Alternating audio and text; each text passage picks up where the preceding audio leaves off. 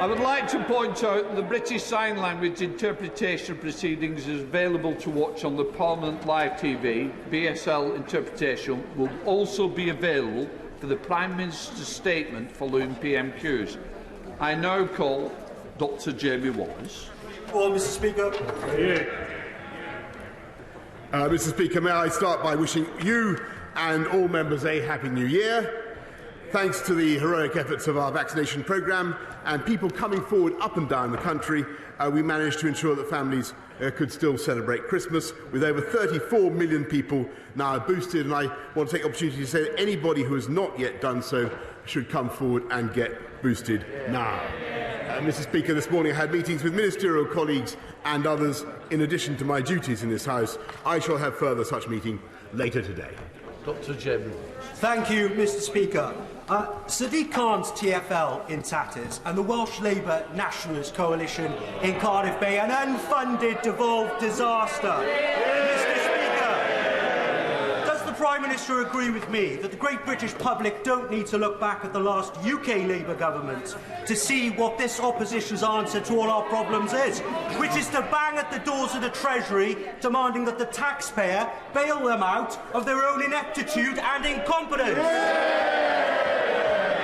Mr Speaker, it's not just Labour's record in London or in Wales. Every Labour government in history since the Second World War has left office with unemployment higher than when they came in. And that's because only Conservatives can be trusted to deliver on the economy and on the people's priorities. And that is why, Mr Speaker, this country now, thanks to the policies we have pursued, has the fastest economic growth in the G7. It now comes to the Deputy Leader of the Opposition, Angela Rayner. Thank you, Mr Speaker, and a Happy New Year to you and the rest of the House. Mr Speaker, over the Christmas break, the world lost a giant in the fight of equality and human rights, the great Desmond Tutu. And I would like to offer my condolences to his family and to the people of South Africa. And I'd also like to thank all of those key workers who have kept our essential services running over the festive period, particularly all those staff and volunteers working at vaccination sites and our amazing NHS staff working incredibly hard with incredibly stretched circumstances. But I know we're going to come on to that after PMQs with the Prime Minister.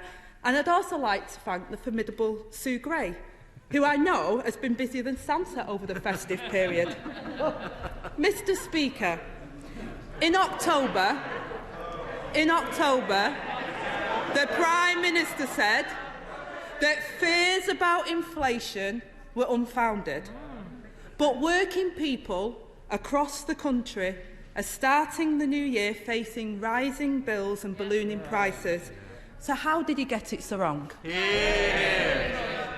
Well, Mr Speaker, what the government has been, and of course I said no such thing because inflation is always something that we have to be careful about. But what we are doing, Mr Speaker, is making sure that we protect the people of this country throughout what is unquestionably going to be a difficult period, and that's why we are ensuring that we've lifted the living wage by record sums, Mr Speaker. We make sure people have cold weather payments, making sure that they have the Warm Homes discount, all the other protections, the £500 million fund that we put in to help local councils look after people through what will be a difficult period. But the most important thing we can do to look after people during this very difficult time, Mr Speaker, is to ensure that we take the balanced and proportionate approach that we are, to ensure that we're able to keep our country and our society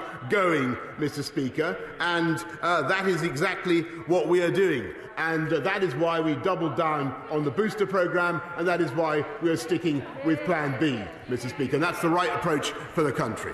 Angela Rayner. Mr Speaker, inflation is about to hit 6%. That's the highest rate since the early 90s, when the Conservatives have been in power for over a decade, marred in their sleaze with a divided party, a Prime Minister losing the support of his backbenchers and governing shambolically, and a Labour Party, Mr Speaker, who is ready to take over and provide a Britain with a better future. Familiar stuff, Mr. Speaker. The Prime Minister promised wage rises would offset inflation. They haven't and they won't. Millions of British workers now face a further pay cut, and his Chancellor is handing them a tax hike. What will the Prime Minister do to get a grip of this? Mr. Speaker, I know that it's great to be here with the Right Honourable Lady, the Shadow Secretary of State, for the future of work. We know the future of the job that she has in mind, but I wish her well. But what we are focused on, Mr. Speaker, is delivering jobs for the British people. And it is a quite extraordinary thing that there are now record numbers of people in work, Mr. Speaker, 420,000 more than there were before the pandemic began, Mr. Speaker. We have youth unemployment at a record low, Mr. Speaker, and never let it be forgotten that when Omicron hit this country, Mr. Speaker, what was their instinctive response? They said, yep, that's right, Mr. Speaker, they said they needed a roadmap, that we needed a roadmap to lockdown. If we listened to them, we wouldn't have anybody working at all, Mr. Speaker.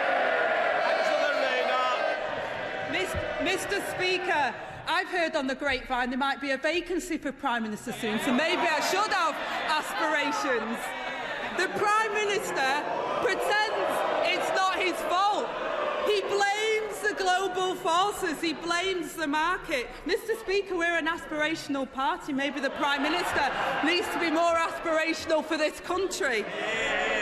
But, Mr. Speaker, the Prime Minister has made political choices that has led us into this place. His government has failed to invest in long-term energy security. His government decided to let gas storages collapse. His government let the energy market run out of control. 27 energy companies have gone bust in the last year. And now household bills are going through the roof. Or as the money-saving expert Martin Lewis put it, there will be a seismic hit on energy bills. Yep. Can't the Prime Minister see what's happening yet again? Working families are picking up the tab for his incompetence. Well, Mr. Speaker, she talks about energy. I think the House will agree she's got a lot more energy than the current leader of the opposition. I welcome her point, because actually what the government is doing is supporting people throughout the pandemic. 2.2 million people supported with the Warm Homes discount, Mr. Speaker, worth £140 per week, which we introduced. Pensioners supported with the £300 winter fuel payments, Mr. Speaker. Cold weather payments worth £25 a week for 4 million people up and down the country, Mr. Speaker. That is what we are doing, Mr. Speaker, and that is on top of everything we're doing to support people on low incomes, cutting taxes for those on universal credit, increasing the living wage, £1,000 more for everybody on the living wage, up record sums. And, Mr. Speaker, let me just remind the House of the fundamental difference between that party and this government. They would have kept us in lockdown in July, Mr. Speaker. When Omicron hit, they were calling for further restrictions. That's right, Mr. Speaker. We've been able to keep this country moving and keep the economy growing and keep the money coming into people's pockets, Mr. Speaker. Mr. Speaker, I'll tell you what this Prime Minister is doing. He's increasing taxes to the hard-working people of this country. That's what he's doing. That's what he didn't promise in his manifesto, but that's what he's doing to the people. And I quote, Mr. Speaker, the poorest households spend 3 times more on their income on household energy bills than the richest households spend. VAT on energy bills makes gas and electricity more expensive. Not my words, Mr. Speaker, but the words of the Prime Minister himself. When energy bills are going to be hiked again in April, any decent government would find a way to help British families. Even the Tory backbenchers have finally accepted Labour's call to cut VAT on energy bills. So will he finally stand up to his Chancellor and do the same? Mr. Speaker, let me remind, because she wasn't obviously listening to the previous answer, let me remind her the Warm Homes discount already, 2.2 million people supported to the tune of £140 a week. Pensioners supported with £300 through the winter fuel payment. The cold weather payments for 4 million people, and they now have the effrontery, Mr. Speaker, having campaigned, and she did too, I think, didn't she? I think. Oh yes, she campaigned to remain in the EU. Oh yes, she did.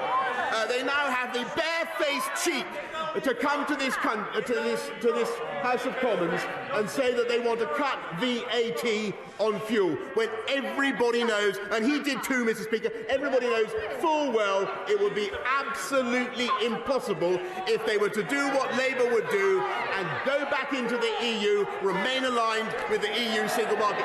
That is the objective of the Labour Party. They can't be trusted on Brexit, Mr. Speaker, and they can't be trusted on the economy. So, Prime Minister, how's it going? Are you okay? The Prime Minister and his Chancellor have presided over economic mismanagement, low growth and neglect of our public services. And their resolution to fix this, whacking more taxes on working people.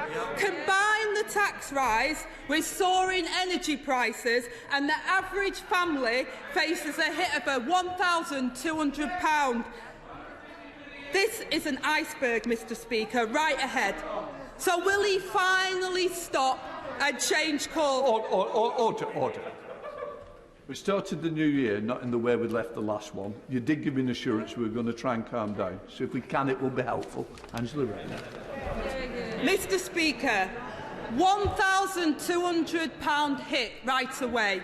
So will he finally stop and change course, or will he plough on towards what will be a disaster for thousands of families?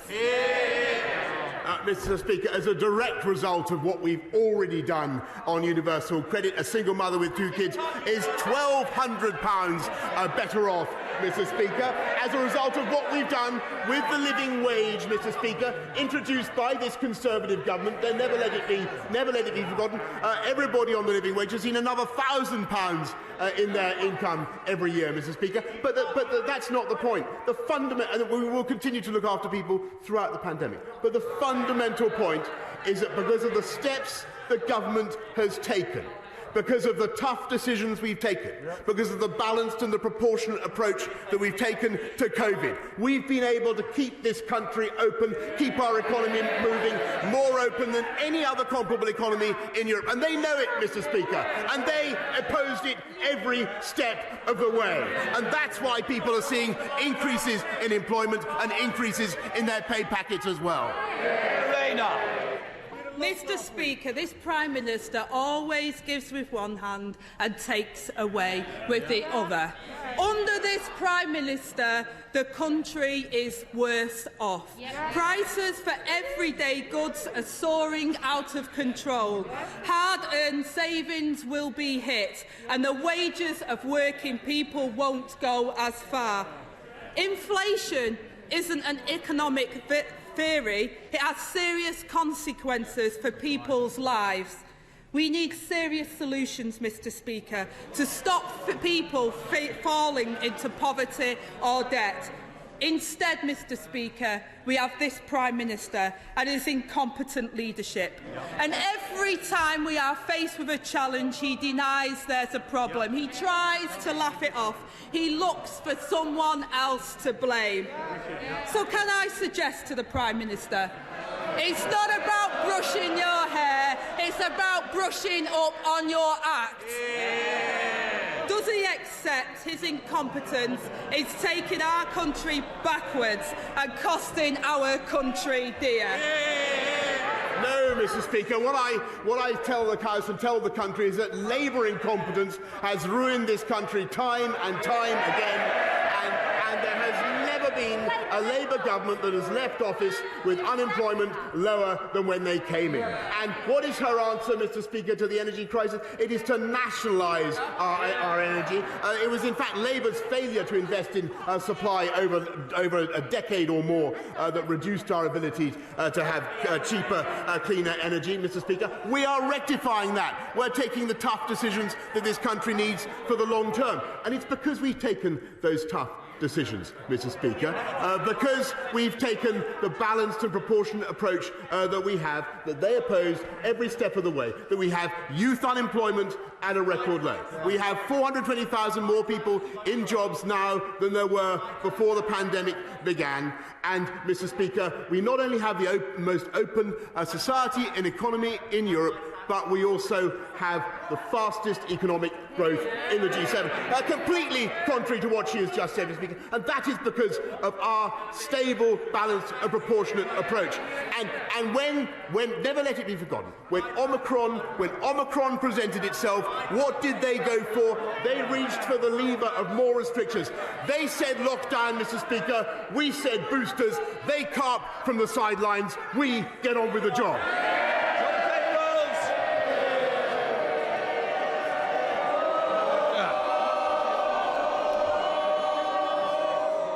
More. You won't get more at this rate, will you? Mr. Penrose has been waiting patiently. Why do you not want to hear him? Because I do. John Penrose.